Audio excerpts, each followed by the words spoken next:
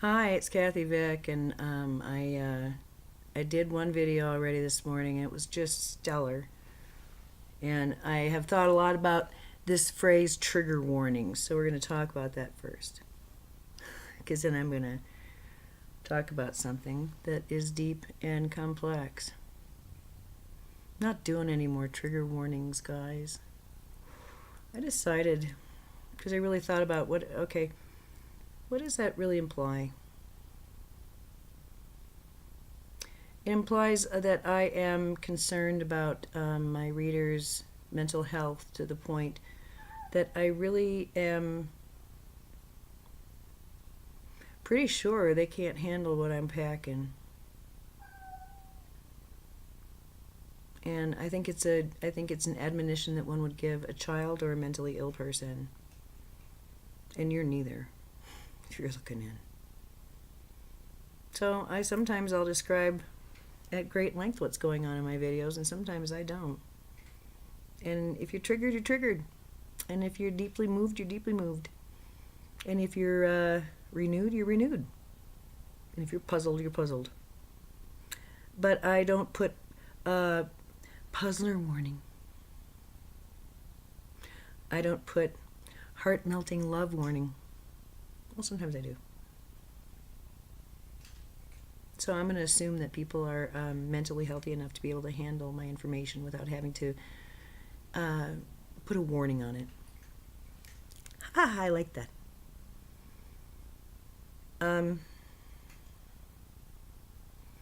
This is a video that I'm going to do, and then I'm going to change the header. I'm going to have my son review it, and then if it meets his approval, I'm going to put up Melissa's, and then I'm going to put this up, and I'm labeling it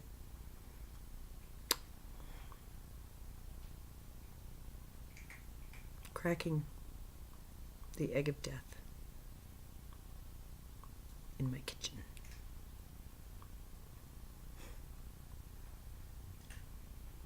And it is true that some people won't be able to understand, and I can imagine that some people will have violent, inappropriately violent reactions to what I have to say. Have at it. Enjoy that. Keep it to yourself, but enjoy that. I'm over here living it in peace and harmony, and with the straight up respect of each and every professional I come in contact with. And they feel the same way about my kid.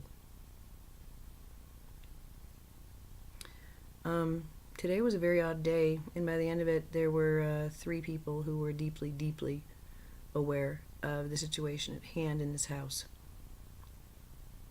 2 of them very, very big souls, and a third, well, all 3 big souls, but one is a minor, because this all involves a minor. It involves my kid. So I'm driving into the parking lot, and I'm thinking, oh, holy moly. Wait a minute here. Hold the phone. This has been like an all-day thing, and it's intense, and I know for a fact that it has, in fact, educated those around me. Kind of blown their minds and made them feel better, as I have been made to feel better. And I thought, oh, good golly, Miss Molly, I think I'm going to have to do a video on this. Oh my, I don't know if I can. I don't know if it's appropriate, and I don't know if it'll be permitted. I better go find out. So I walked upstairs, and I knocked on Sam's door, and I came in, and, Mom, close the door, Bartok will get in. Okay, I closed the door. And we jibber-jabbered, and then I left, and then, oh wait, yeah, I gotta ask him. Knock, knock. Mom, oh, it's fine, come on, but close the door. Don't let Bartok in. Okay, well, here's Sam. I have a question to ask you, and it's really serious, and I know you're playing with your friends, but just hold up and listen to me. There's a lot of stuff going down with your health and stuff like that, and a lot of people are getting involved, so I need to know. Do you want me talking about this? I mean, like, on the video? And he turns to me and goes, like that, like, duh. I said, really? Are you sure? He said, Mom, I want everybody to know. I want them to understand. You sure? Yeah. No, it was like more of one of these. So I said, okay, listen here. Here's how I roll. I'm going to do this little video, and then you're going to come out here and sit your butt down and watch it. And if it meets your approval, intuitively, you know it just goes ding, and it covers everything you want covered, and it feels good, and you can let it stand, then we'll publish it. And if it's not right, then we'll let it be. Because I've got an article to publish, so I want you to just look at it, and then we'll move on. Okay? Yeah, Mom. I got to get back. I'm playing a game. Okay. It's nice to see him like that. I don't mind at all.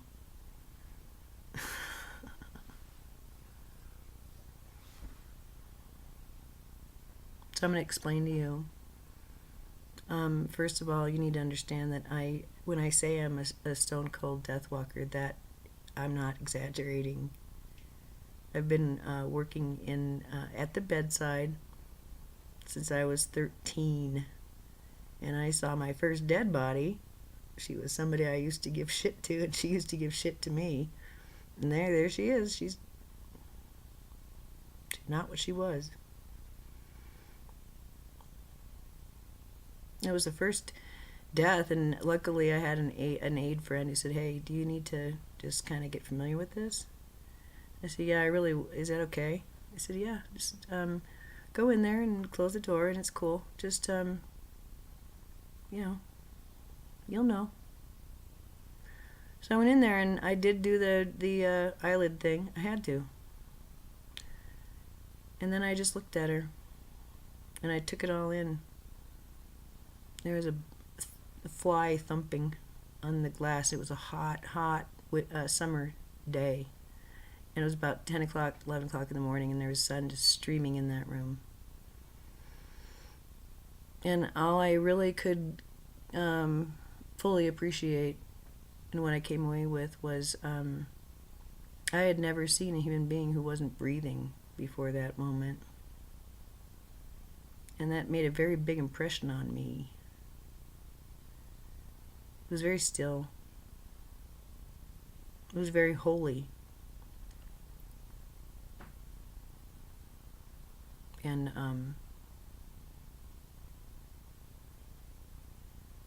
I was at peace.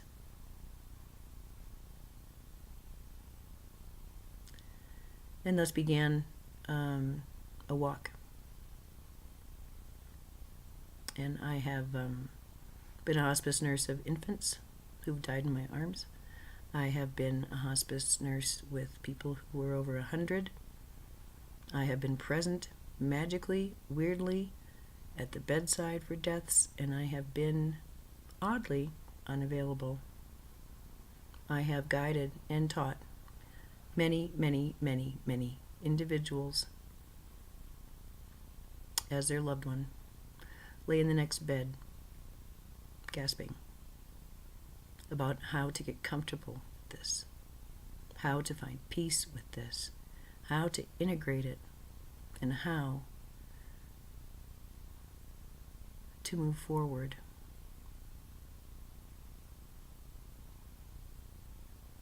I can't even begin to express everything I feel and know about death, but I have said and stand by the truth that death is my friend, death is my counselor,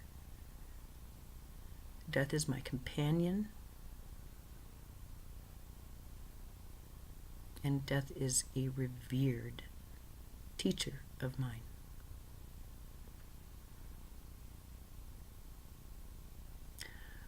And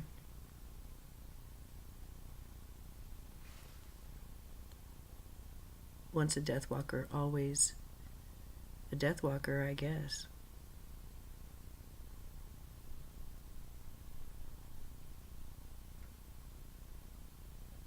I want to explain about my kid, okay? I was married to someone who wasn't It wasn't good for me. And I was going down for the count. And I knew it. And I kept being badgered about getting pregnant, and I knew damn well I didn't want to have a baby because I didn't want to pass this on. The insanity and the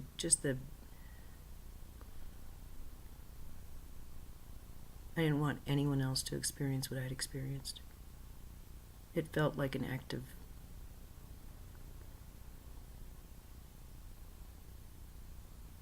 it wasn't to be done. And then I remember one night on the couch, I realized, I'm not going to make it if I don't have a friend. I'm going to die here, and it's going to be hard and fast if I don't have a friend.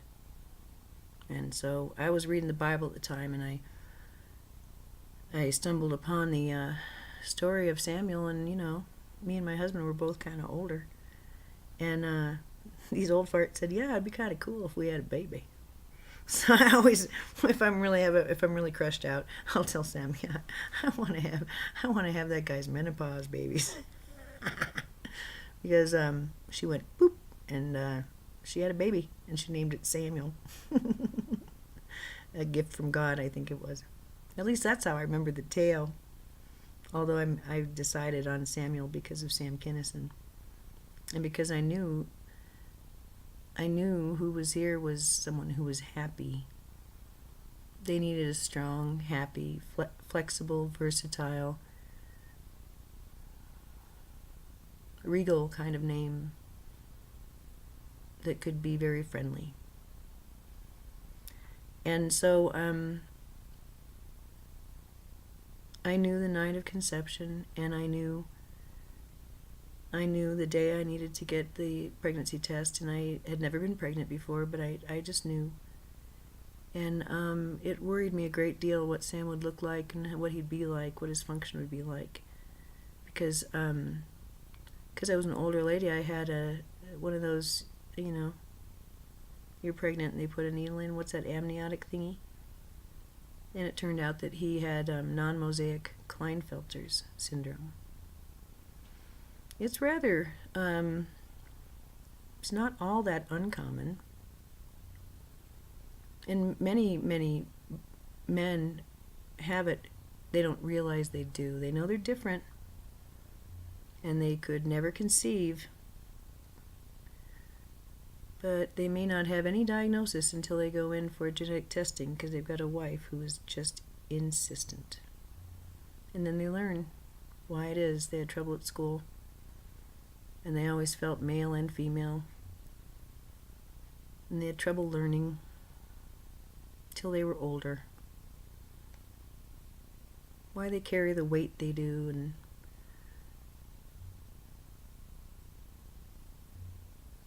and they kind of missed it because Klinefelters, we had to talk. We couldn't decide. Of course, we were going to keep Sam.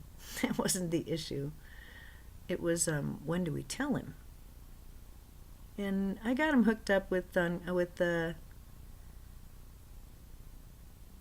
endocrinologist early and specialists early.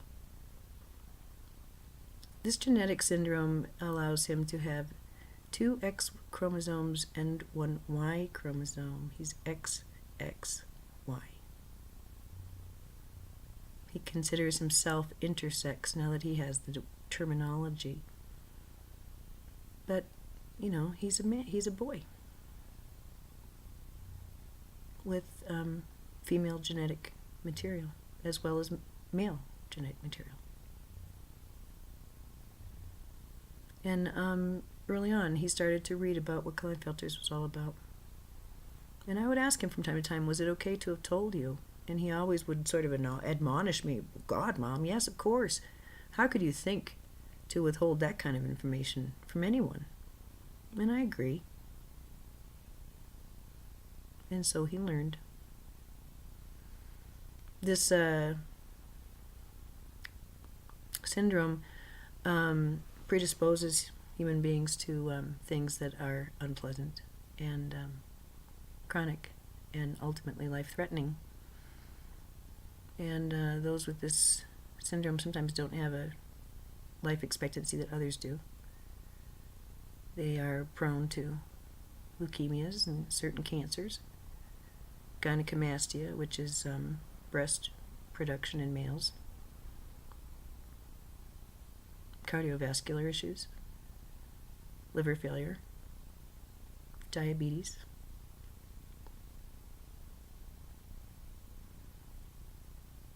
and they need to be on testosterone for the rest of their lives. They're sterile. Mosaic kids, that means that some of their chromosomal material has only the male chromosomes, and so they can be harvested, and artificial insemination can occur. And that may be possible for a Klinefelter's boy who's non-mosaic in the future, but currently it doesn't seem to be quite possible. So that means that his genetic material cannot be passed on.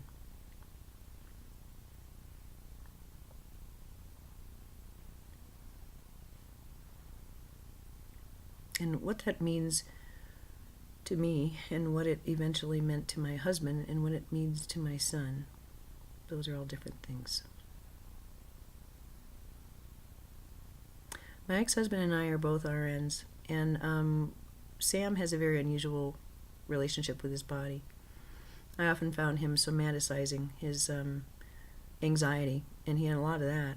And so he would make himself sick, and he's a very, very powerful entity. And I'd say, you need to use caution and care about how you're talking to yourself and what you're planning here. Oh, Mom.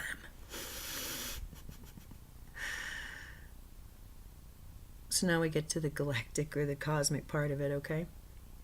Let me just give you a little handle on what this kid is like, all right? That's the medical drama. And I'll bring it right up to, let's see. How about mid-year last year?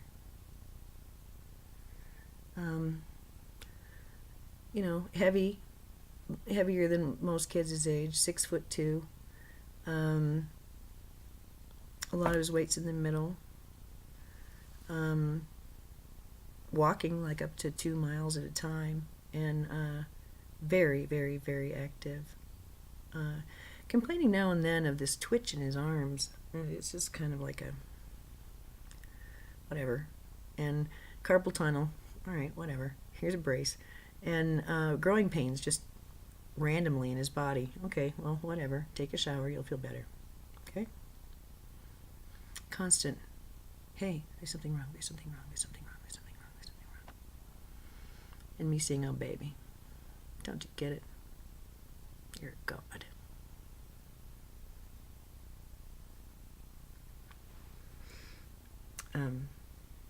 He told me, and many of these things came out of the car seat in the back as we were driving, because we did a lot of commuting once our little family broke up.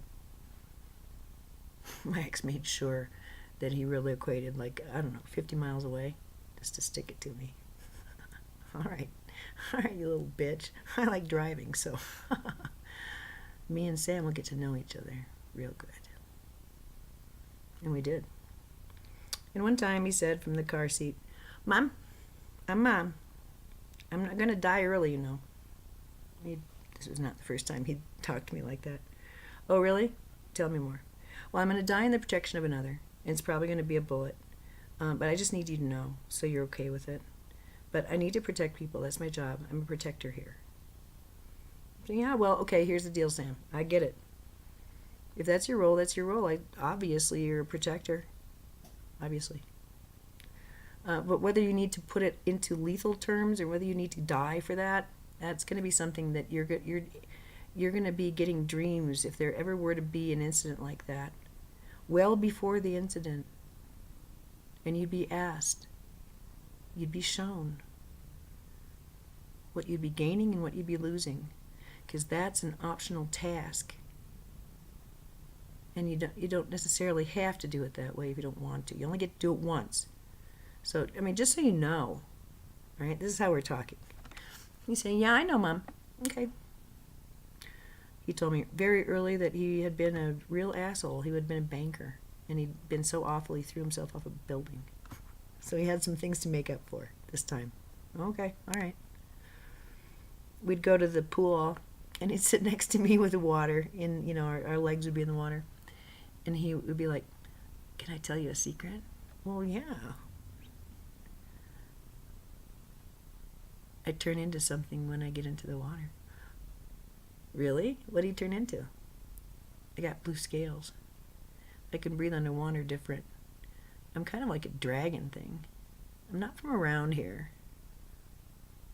That's really cool. Hey, Sam. Yeah? You tell a lot of people about that? Sometimes. Well, here's the deal, little guy. I believe you. And probably you're going to have more friends believe you than not. There's going to be some guys who are not going to believe you. They're going to make fun of you because of what you say. So, just be okay with that, okay?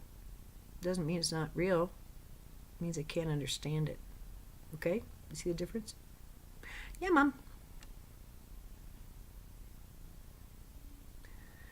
The first event that I had, the light event that I had, I saw the Eye of God in my living room. It was in April of 2012.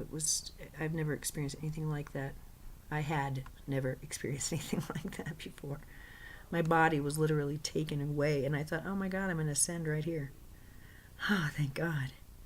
And I'm feeling this elevation. I feel this wonderful toroidal healing going on. It's so intense. It's so profound, and I'm so telescopically alive with this incredible love that I've experienced before in that state. But it was the first time. I thought, oh God, I'm going to ascend right here. I'm going to fall down on my knees, and I'm going to ascend right here. And then in the back, I heard, Mommy. So I literally stopped everything, and I said, just a minute. I ran to my bedroom and closed it and locked it, and just sat there in a meditation, rocking and crying and understanding for a while. I was healing a very, very profound and diseased relationship right off the bat.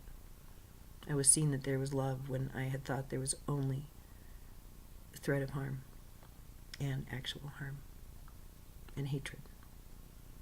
And I'd been mistaken. I didn't know.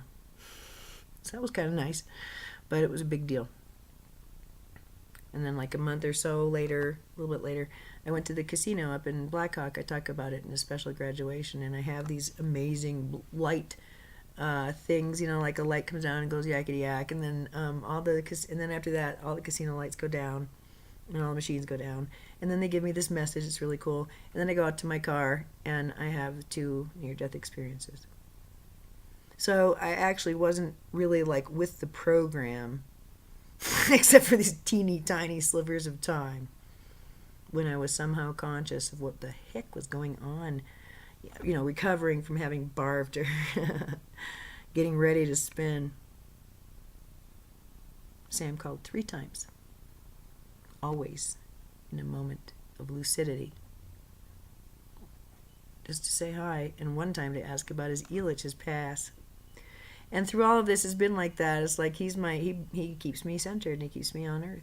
He's the best thing that's ever happened to me. I would not, and I've said that, I would not have lived had he not been here. I would have given up the ghost. Yeah, I didn't have any more fight in me, and I was in the middle of the brawl of my life. It was all or nothing. I didn't know that my marriage was going to be kill or be killed until I got in the middle of it. And I almost died, but I got him the heck out, and I left too. My life had been threatened many, many times, and I had come very near quite a few times in those few years. But then, one day,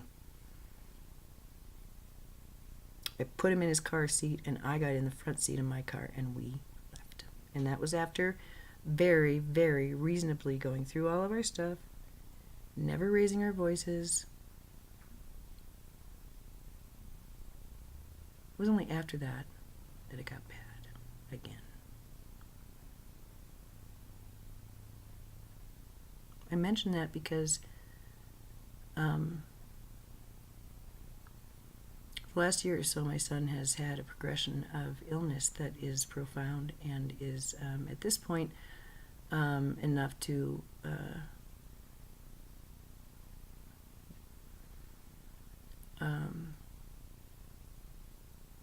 require him, my son, to consider exiting. What started out with a little tremor in one hand has progressed to, in the span of about 3 months, constant involuntary tics that are, he says it feels like his spine is being torn, it's being ripped. The pain is exquisite. Because of his physical symptoms, he can't tolerate aspirin, Tylenol, or Motrin. We went yesterday to get pain relief, and the neurologist never called back, and he's 17, not 18, so we couldn't possibly consider prescribing Neurontin or Flexeril or Soma. No. You can live with the pain, can't you? That's how doctors are these days. It's not their pain. It's not their pain. And we have a good doctor. Very conservative, very careful. And his patient goes untreated. Due to that conservatism, due to that care, due to that oversight. Lack of creativity, you think? Fear of practicing outside the box, you think? Maybe a little. I see it. It's a dumbing down of clinicians. It's so sad. They've lost their courage. There's too much oversight, too much fear. So, holding space for him while he weeps is a daily thing now. And the last few weeks, he has made some decisions. I look at what this child has had to manage at the hands of my peers, fellow adults. I look at the biological decoding book, and there was no recovery time. There was a blow, and then there was a moment, and another blow, and another moment, and another blow, and they were all just really traumatic. He has no memory of the last year of his life. So I tell him to hang in there, you know. You don't know what you don't know. Don't give up. We have a neurologic appointment at the end of this month. And there's the ER. I'm not going to tolerate too much more of this pussyfooting around with someone else's pain. Not much more of that is going to occur. But until he cries uncle, I get to stand down. Through all of this, we've talked as big souls. When we talk like little souls, we try and annihilate each other. We're so angry at each other and so angry at all of this. And just like, ugh, it's nasty. Ugh. And it's all just, ow, kind of. But when we talk like big souls, then we're okay. He said something last night that really, I don't know, just really put something through me. He was angry about something, and I was trying to help him, and I said, you know, something about he chose to be here. It's really, you know, it's just part of it, and I'm his mom, and it's something that he chose, and he just went. He went off on me and said, I didn't choose to be here, and that's what you don't understand.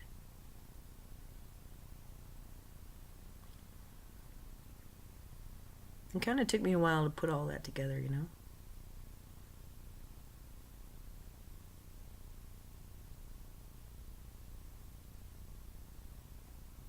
Who he was a protector of.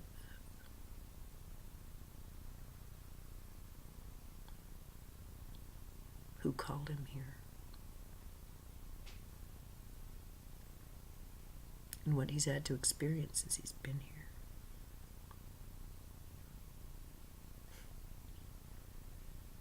Could have told you.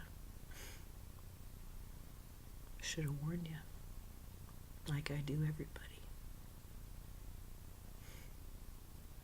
Like I do everybody.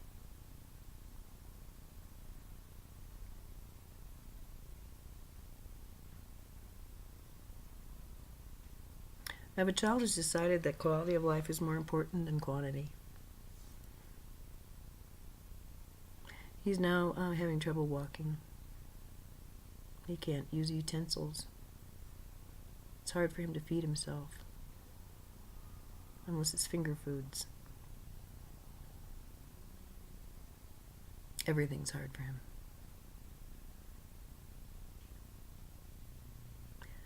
His VO2 max is about a third of what, it's about a third of what a normal person has. So everything is about twice as hard for him just in moving around. And this is the kid who's supposed to make grades and think about college, think about marriage, think about debt. It's not working out so good for him. He's told me recently that he's really pretty okay with the idea that he might not go to college. These are your plans. But when all this was coming down, I wept on the side of the bed because I realized that he just wasn't going to have some of the things that I saw. I saw him with a partner, and they loved each other so much. And they already had one kid, and Sam was holding the second. And he was so happy. And I sat there and just wept, and he grabbed my hand and said, "Mom, you don't understand. I have that already. I live that already. You're seeing something that's happening, but it's just not happening here."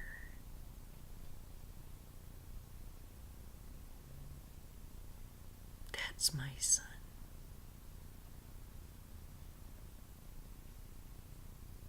He's told me from the beginning, this is a vacation lifetime. And I thought, oh, well, that's a bitch. I'm broke. And I work all the time. Sorry about that, dude. It's going to have to come later. But you know it's going to come later. Because I have a surprise up my sleeve. So isn't that funny? It's all going to work out okay. We just got to, deal with this shit until it's not shit anymore. It'll be a really great garden and we're going to have a blast. And until then, oh well. Sorry, it sucks. Yeah, I know. It'll get better.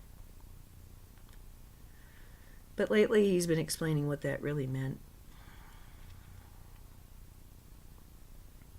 He has powers and gifts that I have not explained, and I don't care to.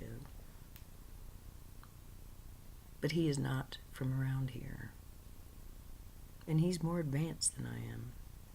He's older and he's wiser than me in his soul of what he can remember. This is a little one at, 13 or 14? He insisted on dancing, and then he finally did, and it was, I'm recording,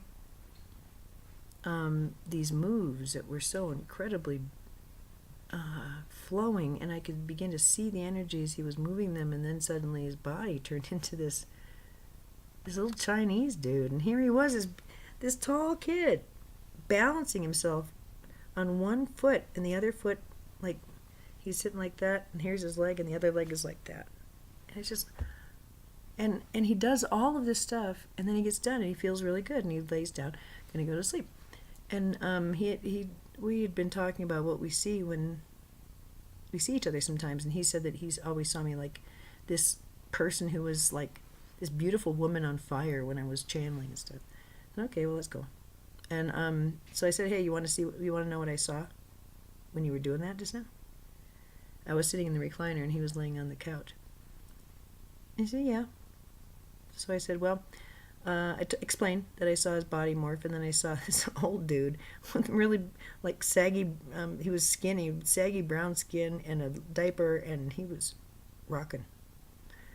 And Sam just kind of yawned and said, yeah, well, that was me. I was like Jesus, but that was a long time ago. And he flipped over and he went to sleep. It's another day living with my sin.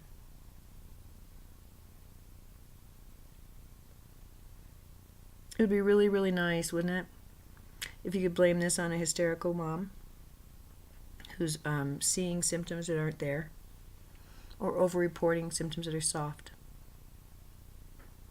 who's crazy, sees things, and isn't based in reality.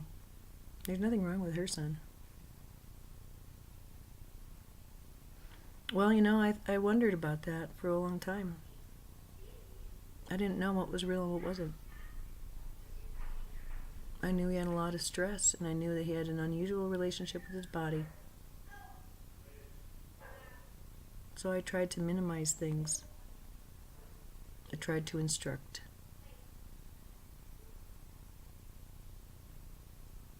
What I'm trying to say is I failed to listen. I failed to listen. But I'm listening now.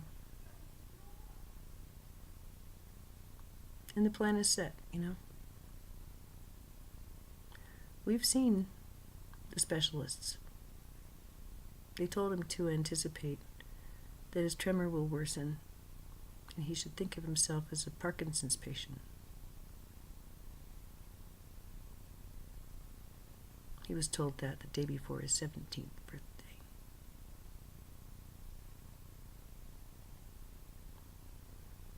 He was told there was occupational therapy and lots of stuff, and there are a lot of really cool adaptive equipments, and hey, there ain't no reason to have this bring you down. This isn't terminal. Buck up. Deal with your symptoms. You have a pulse, then you have a reason to be here, and it's inappropriate for you to be whining. Get on with it. Don't you have schoolwork? Well, I don't play it that way, and I never have, and I won't now, especially.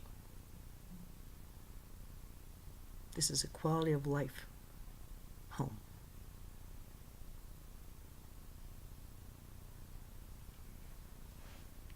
I know how to use the medical system because I know how to talk with clinicians.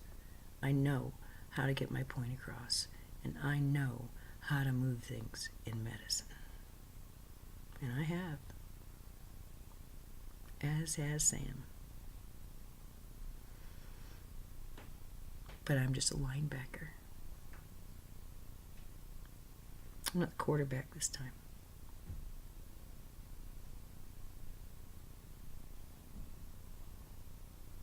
So at this point I can't really say if we're death walking or not. But something's new here that wasn't here before, and didn't I say that? What I felt coming up was complex. Beautiful. Beautiful. Deep. Not bad. Just complex. And serious. That's fine. My head cleared the best when I had a patient in front of me who was trying to exit and had stated very clearly that if their body did that, they would prefer we intervene. And then time is suspended. Everyone works together. Suddenly, everyone knows what the priorities are. And working together is no longer anything but a necessity. that seems to strengthen everyone moment to moment to moment. As the connections grow, the trust deepens, and the care gets more intense. And if you can get them back, you get them back. All you're doing is opening a door. They got to walk through it. I've said to a couple people, yeah, I know that there's the flavor of self-determination in this. I get it. And either you're down with that or you're not. Either you think death is foisted upon you, or you understand it's a cooperative dance with your soul. And it's not like, oh, I only have one day. Just one day. That's the day I die. Until then, the sky's a limit. No, those days can change and alter. As your circumstances change and alter, as you change and alter, as you're pummeled by circumstance or healed by circumstance. So I, again, urge you to look around and see who your support people are. Because you're going to get to a place like this probably. And you're going to know who the big ones are and who the ones are who are no longer helpful. Because all they can do is bring along their own stuff. And it's all nasty. And this ain't the time or the place. And they don't know how to stop. They get eliminated first. As the situations get more complex, and more maturity is required. I offer you this knowing that some may not be okay with it. Okay. That's not who is being gifted today with this. I'm not talking to them. I'm talking to you. It's 42:29 and you're still with me. Maybe you have someone in your midst who's trying to decide a very deep, innate question of survival.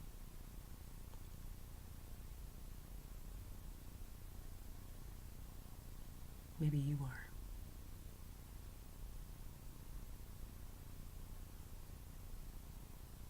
I hope that my bravery and my son's bravery helps you in your own journey,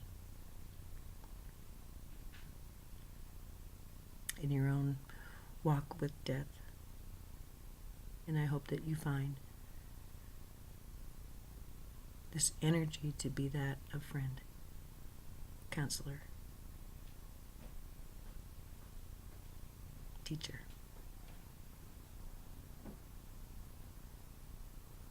and trickster.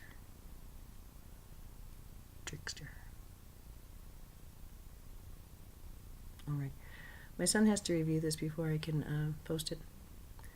And if it meets his approval, you'll be seeing it. Work through your own stuff before you make a comment, okay? I ask that. Comments that don't reflect a certain amount of self-reflection or deep experience will just get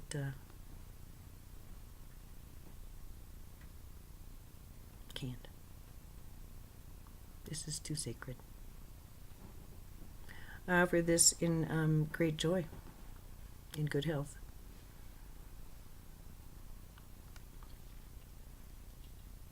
In certainty that the love is here now, was always present, and will always remain.